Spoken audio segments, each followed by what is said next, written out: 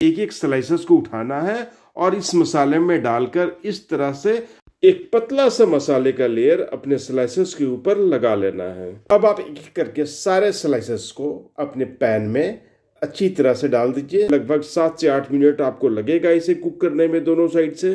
तो ये लीजिए जी, हमारा शानदार लजीज बैगन भाजा बनकर बिल्कुल तैयार है। वैसे तो आप इसे रोटी चावल किसी के साथ भी खा सकते हैं, लेकिन हमारे बंगाल में इसे खिचड़ी के साथ ज्यादा पसंद किया जाता है। मेरी भी यही रिक्वेस्ट है आपसे कि एक बार इसे खिचड़ी के साथ जरूर ट्राई कीजिए, यकीनन आप इसके दीवाने हो जाएंगे। नमस्कार दोस्तों, मिस्टर एंड मिसेस किचन में आप सभी का स्वागत है। तो आज की रेसिपी है हमारी बैगन भाजा। बैगन एक बंगाली वर्ड है जिसका मतलब होता है बैगन, एग प्लांट या ब्रिंजल, जो भी बोल सकते हैं आप। और बंगाली भाषा में भाजा का मतलब होता है फ्राई, यानी बैगन फ्राई। तो चलिए आज बनाते हैं बंगाली डिश बैगन भाजा। बैगन भाजा बनाने के लिए हमारे पास एक 300 ग्राम का बैगन। भाजा बनाने के लिए बैगन हमेशा बड़े साइज का ही लीजिएगा, जिससे कि आपको बैगन के स्लाइसेस मोटे और बड़े कट सके। तो सबसे पहले हमें बैगन को गोल गोल स्लाइसेस में काटना है। तो ये लीजिए जी, हमने सबसे पहले तो ये पीछे वाले सेक्शन को काट के हटा दिया है, ये बहुत ही जरूरी है। उसके बाद हम बैगन को मोटे मोटे स्लाइसेस में काट लेंगे। ये देख ले, इस बैगन में बीज बिल्कुल नहीं है। बैगन जब भी खरीदे सॉफ्ट बैगन खरीदे, ताजी और सॉफ्ट बैगन में बीज बहुत ही कम होती हैं।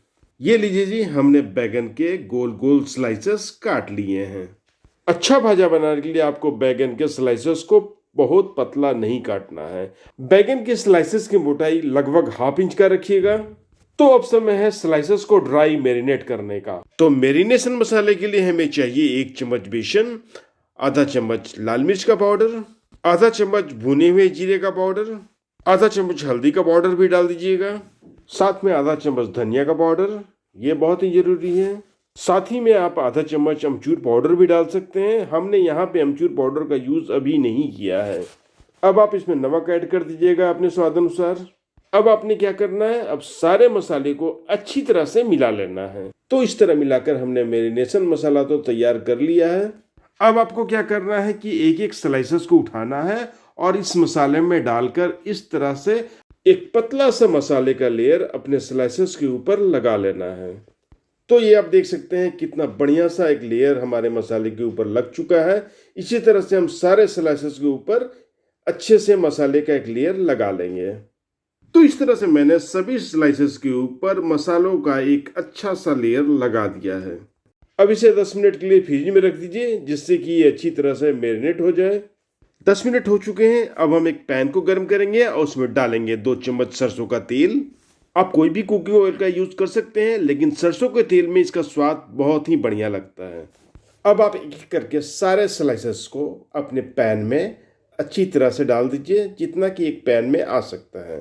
अब आप गैस के फ्लेम या आप किसी भी इक्विपमेंट में बना रहे हैं तो उसकी आंच को एकदम मिनिमम पे कर दीजिए, जिससे कि ये बैगन के स्लाइसेस जो है ये धीमी आंच पर धीरे धीरे पक सके। अच्छा बैगन भाजी की सबसे बड़ी खासियत ये है कि ये ऊपर से काफी क्रंची होता है और अंदर से बिल्कुल सॉफ्ट। जरूरत के अनुसार आप एक्स्ट्रा ऑयल भी इसमें ऐड कर सकते हैं। शुरुआत में हमने बहुत कम तेल डाला था। कम तेल डालने का कारण ये था कि ये सूखे मसाले हैं, कहीं तेल में लगकर ये हमारे स्लाइसेस से अलग ना हो जाए। अब हम इसके ऊपर थोड़े से अमचूर के पाउडर को छिड़क देंगे, क्योंकि हमने अमचूर का पाउडर मसाले में नहीं मिलाया था। तो इस तरह से स्लाइसेस को पकते हुए 2 मिनट हो चुके हैं। अब हम एक एक करके सारे स्लाइसेस को पलट लेते हैं।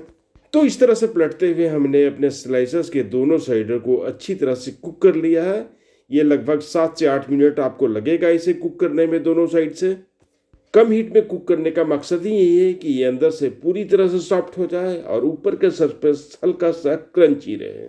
तो ये लीजिए जी, हमारा शानदार लजीज बैगन भाजा बनकर बिल्कुल तैयार है। वैसे तो आप इसे रोटी चावल किसी के साथ भी खा सकते हैं, लेकिन हमारे बंगाल में इसे खिचड़ी के साथ ज्यादा पसंद किया जाता है। मेरी भी यही रिक्वेस्ट है आपसे कि एक बार इसे खिचड़ी के साथ जरूर ट्राई कीजिए, यकीनन आप इसके दीवाने हो जाएंगे। तो दोस्तों, आशा करता हूँ ये रेसिपी आपको बहुत पसंद आई होगी।